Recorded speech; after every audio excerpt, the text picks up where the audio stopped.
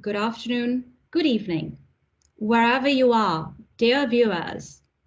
We hope you are staying safe in these difficult times.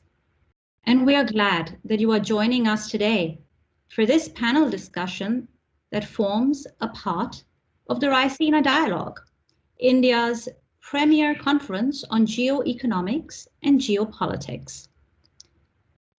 This panel is on the topic of a decade of emergence, Europe in the Indo-Pacific. A new grammar of trade, security, and climate cooperation is being devised in the Indo-Pacific. European countries have begun to understand the implications of staying away from this new theater of global politics. And the EU, the European Union, has also recognized it must be a participant in these developments.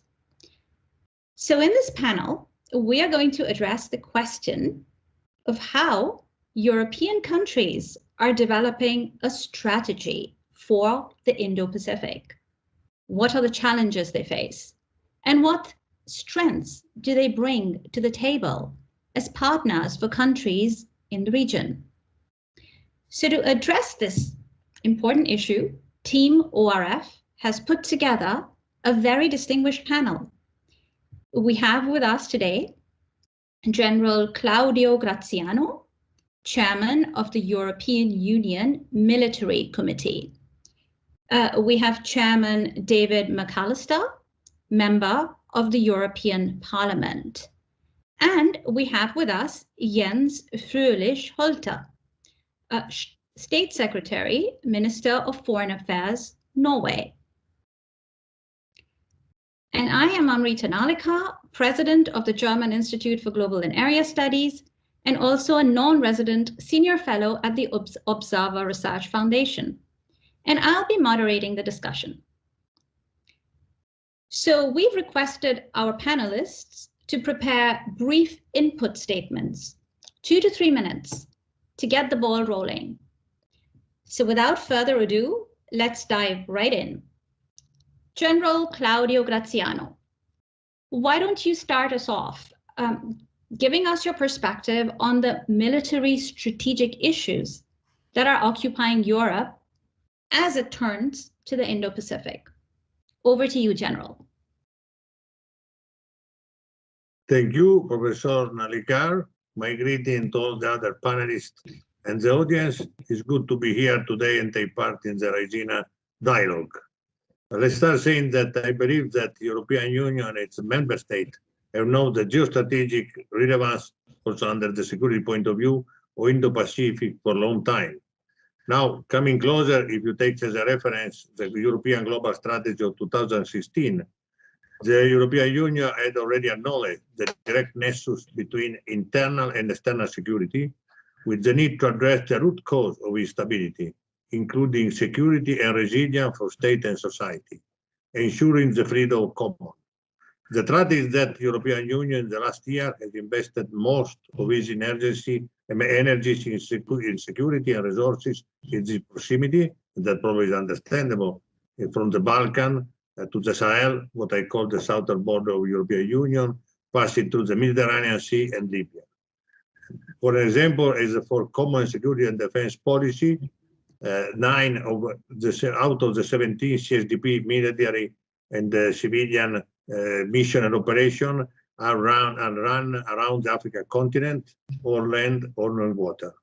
Nevertheless, the European Union has never lost sight of its further horizon, well aware of what we call the butterfly effect, with crises originating far away, reverberating on us, particularly for threats like, as we speak very much nowadays, cyber and hybrid, with don't know neither boundaries nor distance.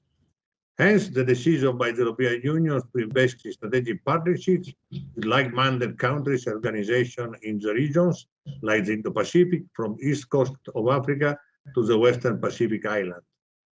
This is testified by the fact that some of European Union global key partners are there: Japan, India, Vietnam, South Korea, which I recently visited, besides the whole ASEAN, of course.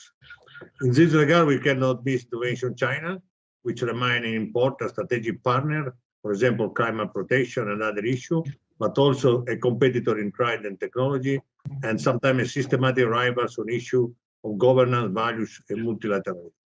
So the real novelty in the European Union is the willing to engage even more in the Indo-Pacific.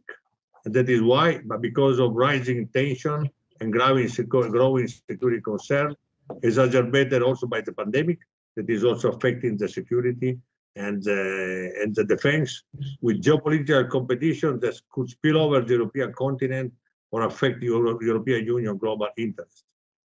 Indeed, the direct engagement by European Union, I think, will bring a more powerful common voice to support international law and rule-based multilateralism and secure Indo-Pacific. This concern led member states to request last December a renovated strategic approach to the region, taking stock, that is important to remember, the unique integrated approach of the European made of complete set of tools, and this is probably the only organization to have all these tools at disposal, that are the diplomatic, the economic, the informative, and also the military one. This strategy, in fact, should include also some reflection how to make the best use of the military tools and best practice, starting from fostering meal-to-meal relationship, proven very effective throughout history to initiate or facilitate dialogue on other levels. Other initiatives could be enhanced military presence in the region, especially in maritime domain, and that is maybe the most crucial point.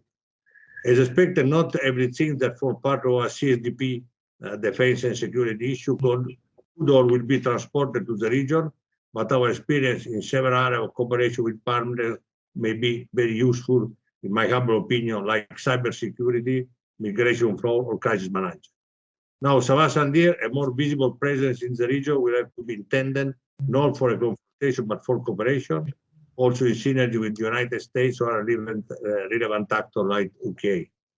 Last but not least, let me mention that our enhanced presence in the area will have to be supported by a proper communication campaign. It will serve also to counterbalance the presence of other actors or strategies may be aiming to diverging objectives. And I stop here for the first part. Okay. Thank you very much, General.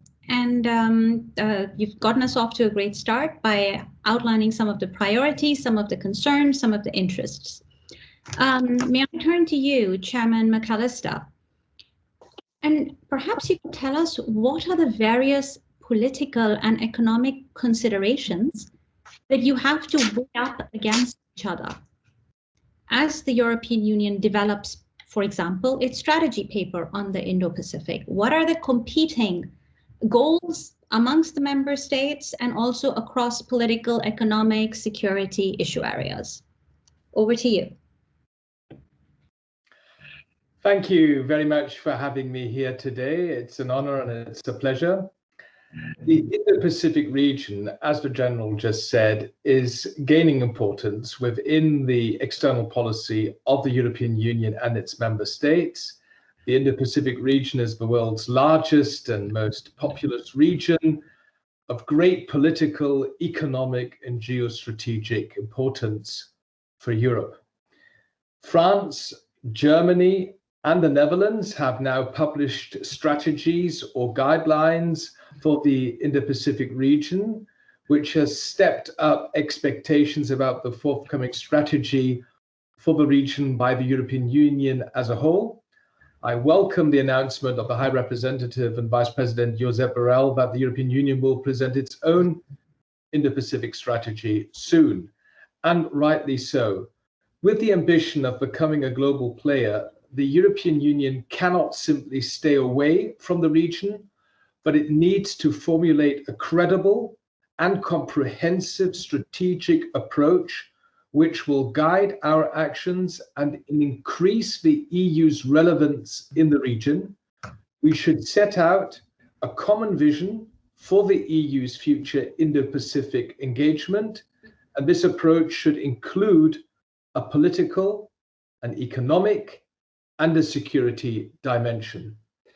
As the EU, we want to work closely with our partners and promote fundamental values and principles that we share. As such, we should enhance our relations and cooperation with the key actors in the region, including India, Japan, South Korea, Australia, New Zealand, and the United States. And we want to promote the rules-based international order. Moreover, our common approach to multilateralism fosters cooperation with the ASEAN partners based on our new strategic partnership. A final remark, in economic terms, the EU is already an active and significant player in the region through many bilateral and multilateral agreements regulating our trade relations. In 2018, the EU concluded free trade agreements with Japan and with Singapore. In 2019, a free trade agreement with Vietnam. And in 2020, the draft is now being concluded for an investment agreement with China.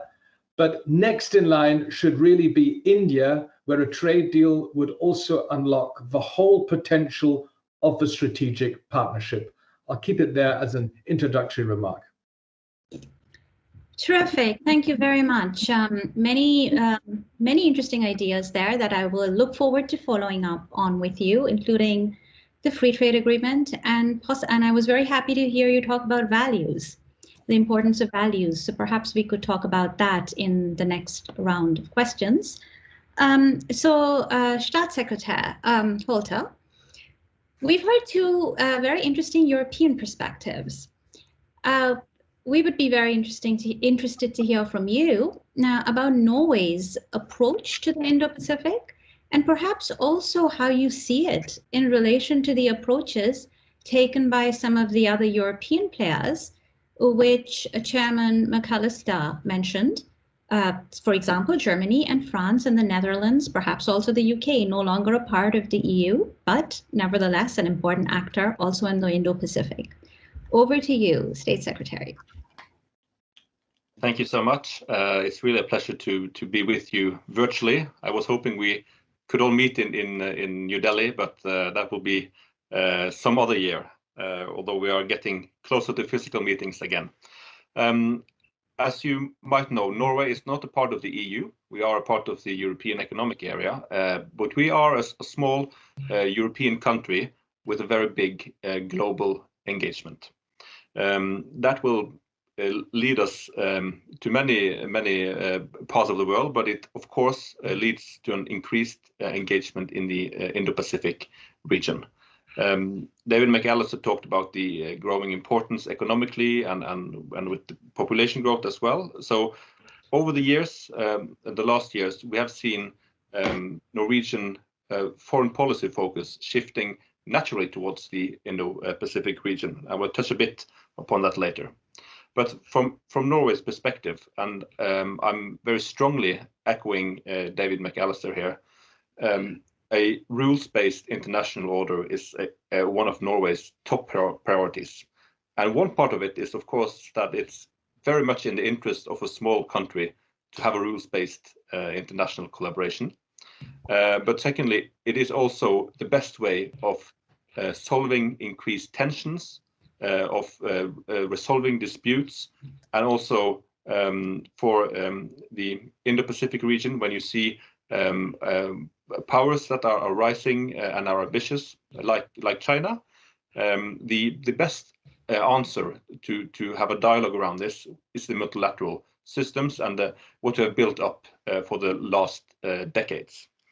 And in that sense, we are in a very good position because Norway, European countries that was mentioned, and the Indo-Pacific countries really share a common commitment to multilateralism and to using multilateral forums to solve disputes and also to have a dialogue.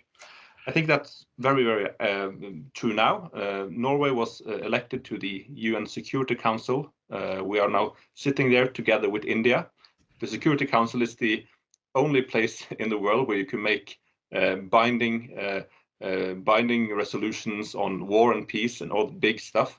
And we are very happy that we are able to work with India in that council. And I think that shows the importance India, Norway, and also other countries in the Indo-Pacific, like Vietnam, puts on the multilateral system.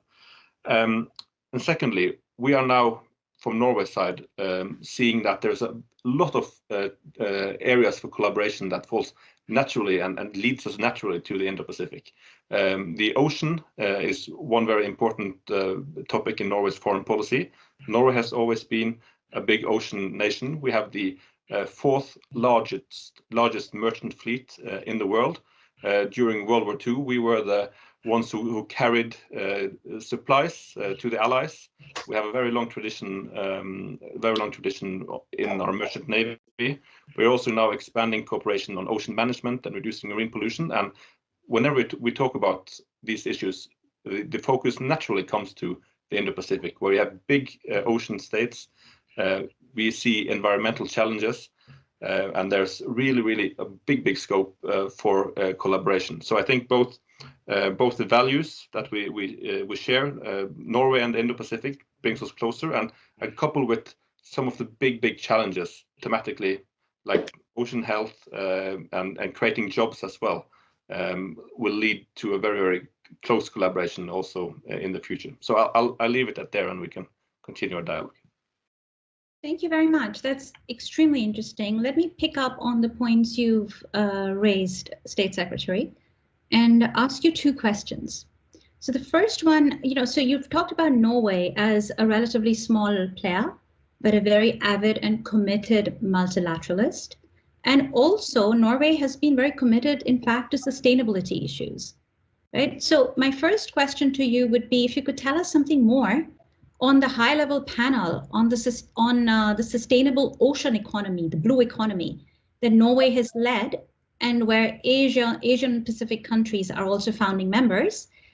What are the next steps here, and what are the challenges ahead? What plans, and what are the plans to overcome some of the challenges that you see? That's my first set of questions, and I have another one for you on multilateralism, but we come back to this. Over to you. Thank you. The basic premise here is that, okay, the world, we're going to achieve the Sustainable Development Goals. It will require a massive amount of increased food production, increased standard of living. And how we're going to get there, we need to harvest and use our oceans wisely. And if we're going to increase the resources that we get out of the ocean, we need to be better stewards of the oceans as well. So the Norwegian Prime Minister, Erna Solberg, she put together and took the initiative to create a high-level panel for the sustainable ocean economy to come up with recommendations on how to get there. How do we get sustainable management of the oceans? And quite naturally, we had to find partners in the Indo-Pacific region. So Indonesia, Japan, and Palau is also members of the panel. Last December, they came up with the recommendations, and the report, which was created through a long process, including academics and civil society and also business leaders, came up with a very strong conclusion that it is able to multiply what we harvest from the ocean by many times. For instance, we can get 6 times more fish from the ocean without depleting our fish stocks, but it requires sound management. So it's really a call to action for sound management, but it also requires collaboration across borders, since the ocean is interconnected, as we try to say. But you see in the Indo-Pacific there is really a huge potential to increase harvesting of ocean resources, and that's the panel is really it's putting it on a silver plate, the possibilities that exists. Okay, that's very interesting. Let me quickly follow up on the issue of multilateralism, and then I would like to raise the same issue with David McAllister.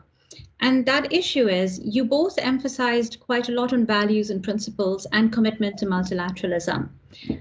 Now, the problem seems to be that it's difficult to find any state which says it's not a multilateralist. Multilateralism is a little bit like motherhood and apple pie, right? So how do you get multilateralism working meaningfully again?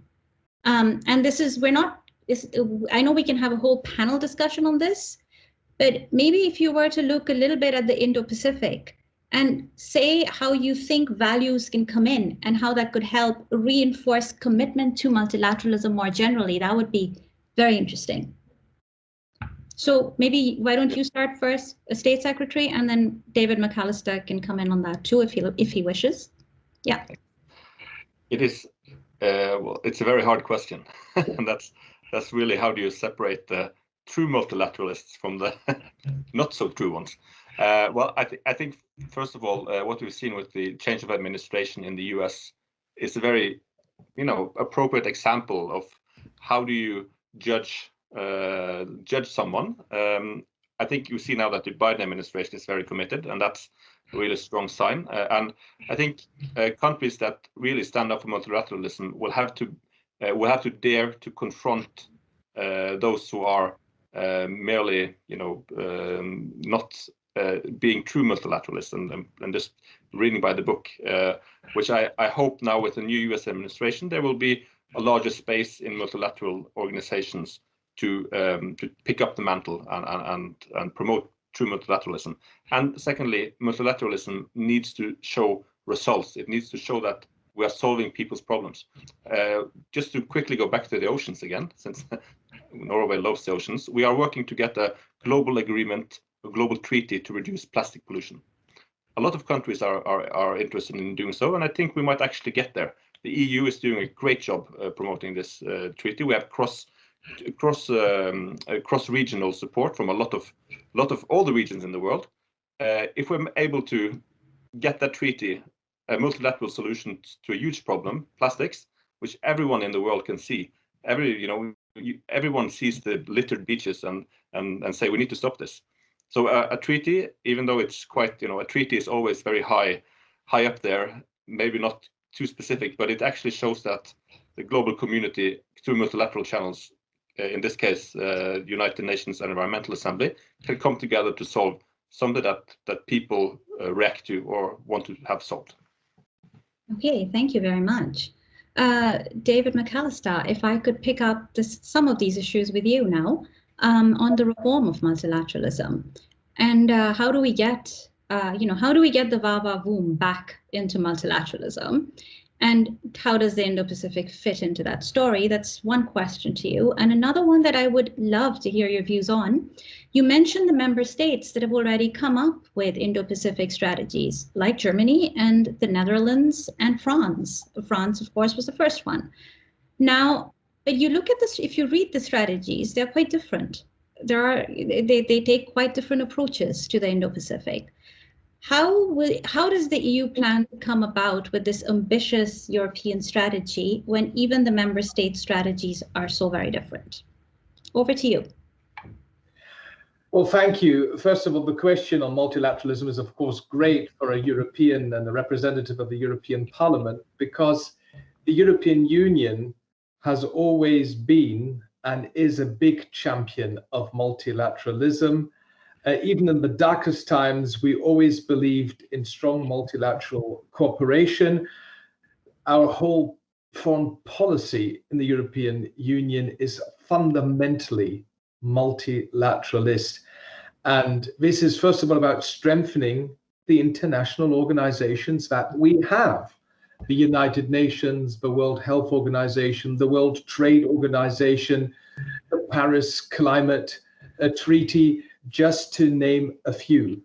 And as the State Secretary just mentioned, we are so glad that we have now seen a change of policy in Washington, that the Americans are back, that the Americans are back to the multilateral cooperation, that the Americans are back to the political West.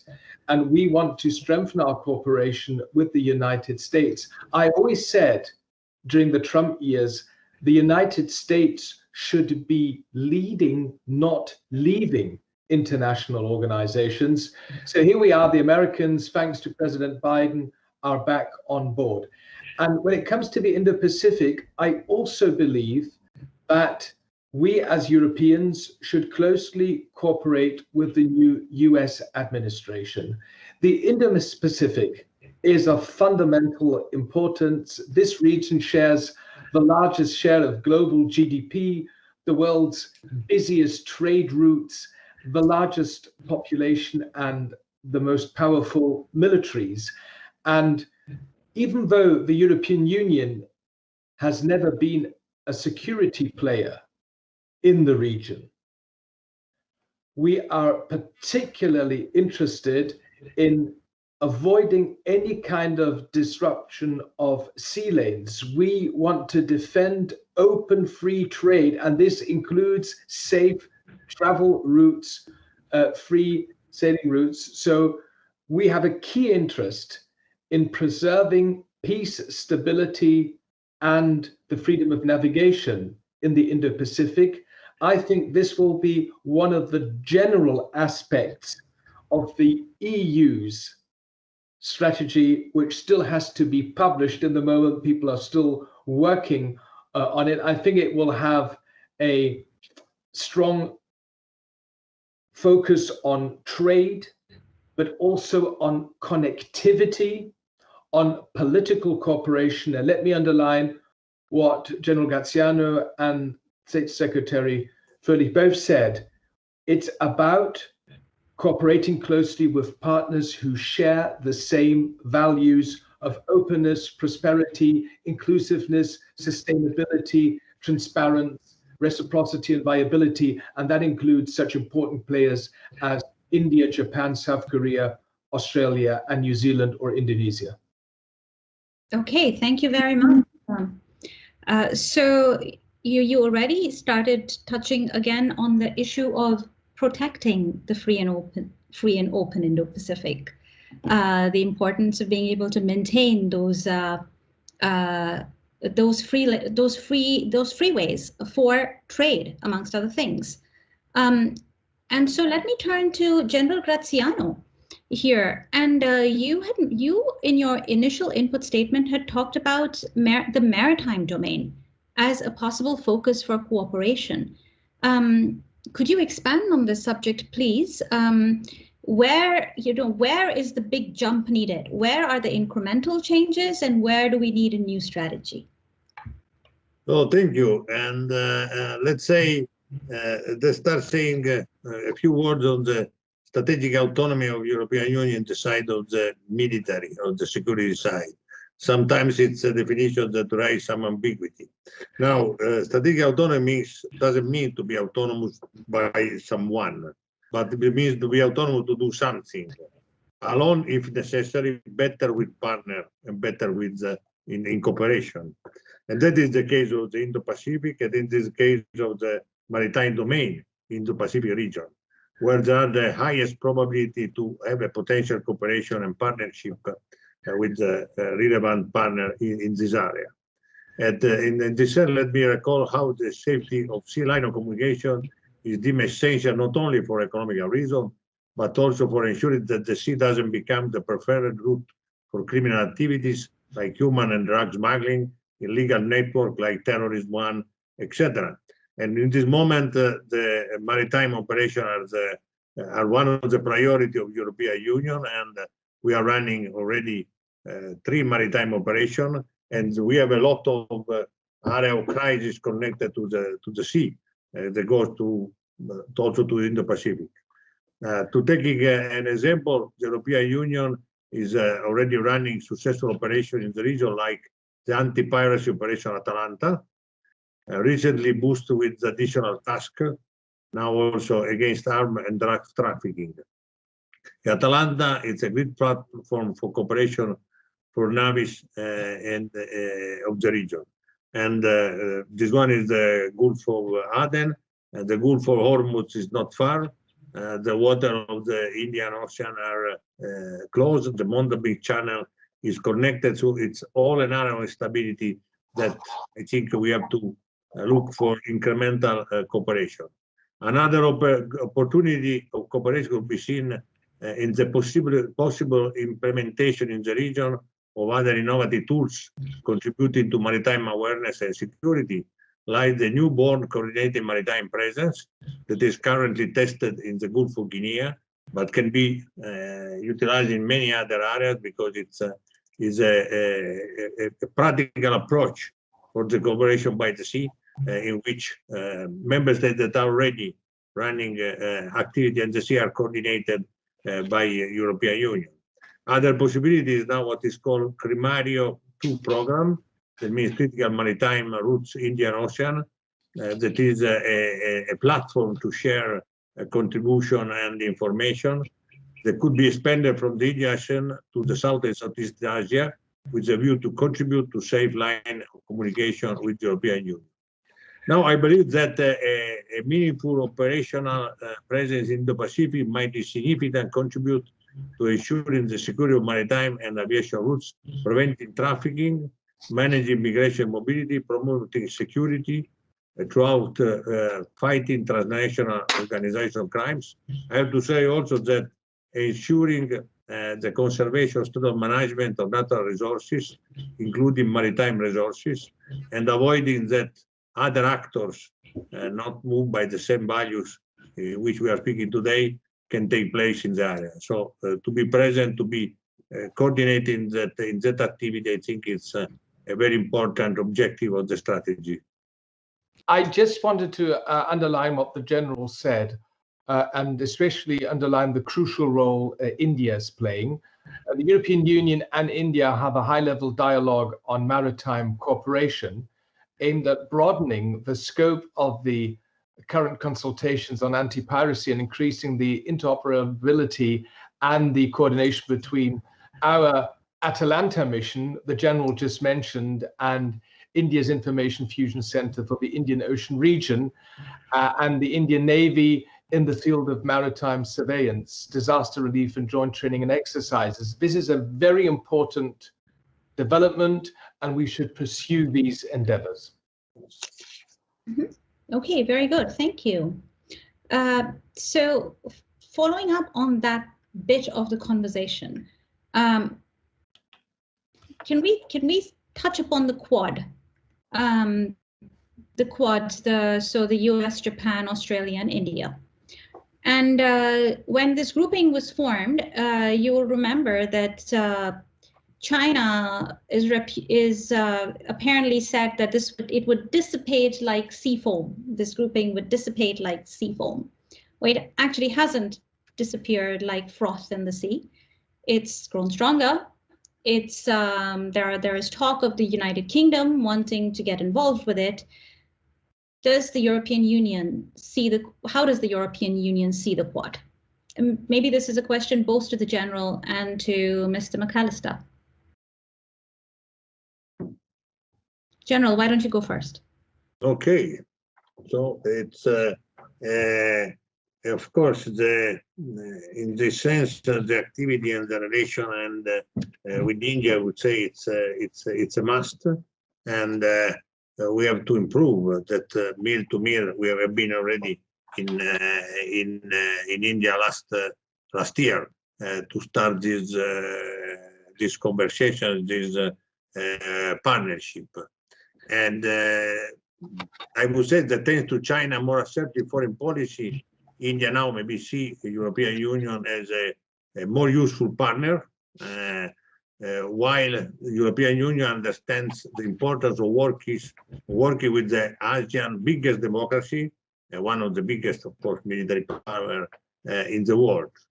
I think that practically we have met an enhanced spirit of cooperation between the partners, partly thanks to China assertive foreign policy of late, but also because a greater awareness of the economic opportunities that have largely gone untapped, and also because I think it's something necessary both for European Union and I hope also for India to increase this partnership, because as we said, it's a mandatory requirement to deal with the new challenges, with new threats, and the development of the situation, also in face of the pandemic that have made the world less safe, we say. So with the institution of maritime security dialogue and the state objective of exploring connectivity in the region, cooperation in the Indo-Pacific now officially features on the agenda, and I think that is a great opportunity. Thank you. Mr. McAllister, would you like to add to this? And actually, if I could just dovetail a further issue on this because it's sort of the elephant in the room. The balance of power. One of the reasons why this region is so very important, of course, is the changing regional balance of power and the changing global balance of power that is coming from China's rise. How do you see the European strategy managing this, contributing to managing this? Over to you. First of all, on the Quad activities, the European Union has followed with a lot of interest the first Quad summit in March.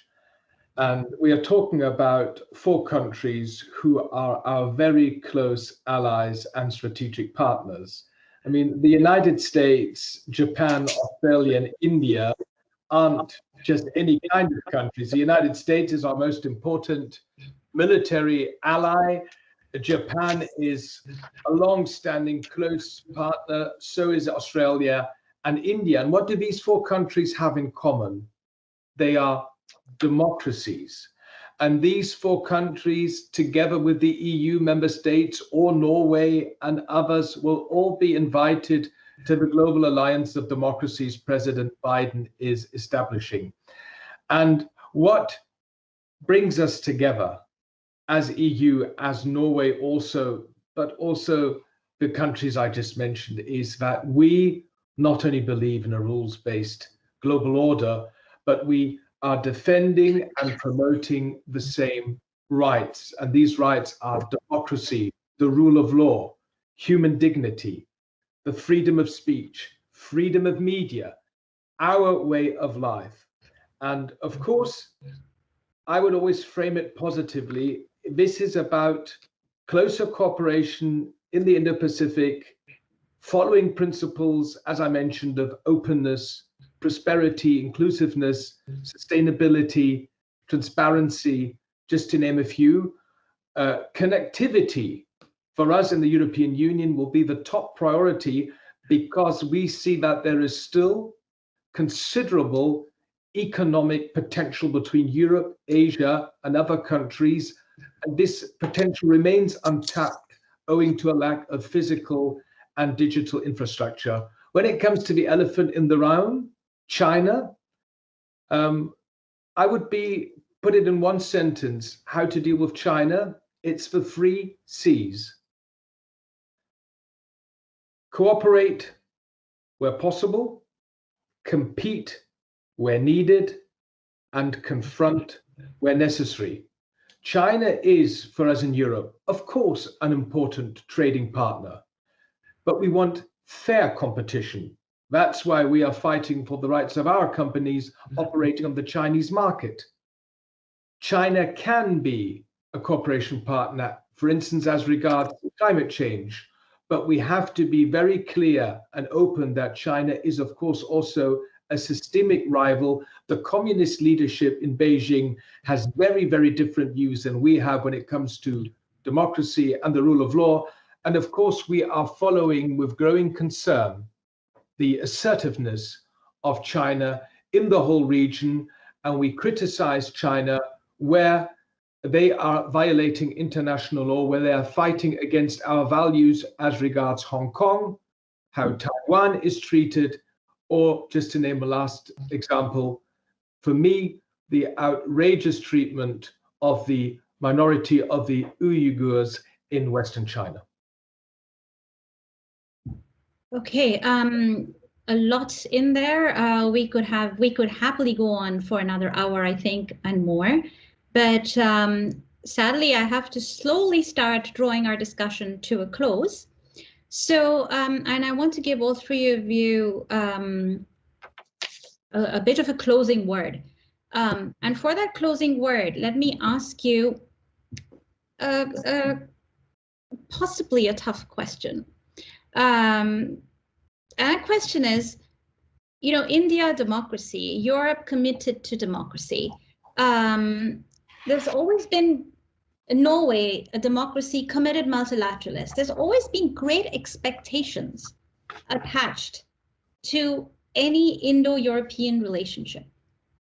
But often these relationships, I use the word because it's not just the EU, but European countries and India, but the EU and India as well. So relationships, these relationships have often led to both sides feeling a little bit disappointed.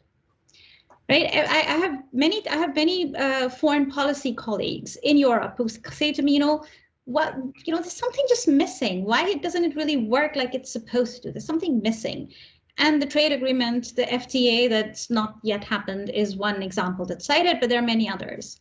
So my question to you for the closing word is, what should be on the Indo-European agenda to make the most of this partnership amidst the global transitions and transformations that are underway?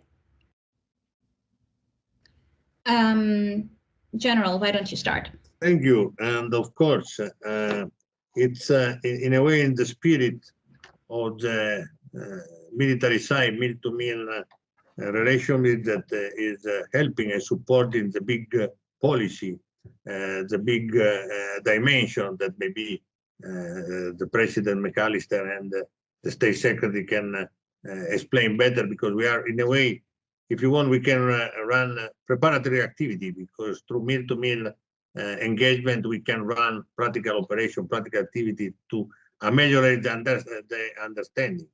I've been force commander of UNIFIL for 3 years. For 3 years, my deputy was an Indian general, and always I had an Indian battalion under command. So I appreciate the ability and the capability of India, that is extremely involved in United Nations. Now, with European Union, we started the military dimension, let's say, in the last 10 years, particularly after 2016, for many geostrategic reasons that follow 2011 and the changing in the world, the Arab Spring, etc. So now there is an enhanced willing to proceed. India is, of course, a great democracy. It's a huge country with huge capability that have a lot of expectation also to European Union. Maybe other countries have a level of expectation a little bit smaller or easier to be achieved.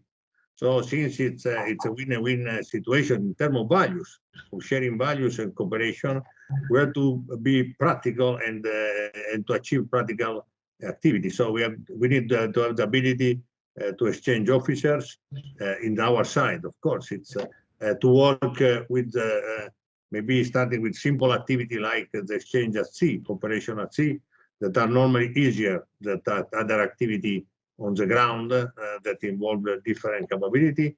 To understand, the will of India, that is a great power. So it's going to be partner and incorporate maybe different manners from others. The important thing, as I said, is when a cooperation is, there is the will for the cooperation, the need for the cooperation. So we will cooperate. In this moment, we also need to cooperate and to have this partnership. And in our security side, when you said that is a problem of trade or protection of maritime security, also of cyber, because we forget sometimes that when we speak about war, it's always bad. We don't want to speak about war, but we are constantly at war when you speak about cyber.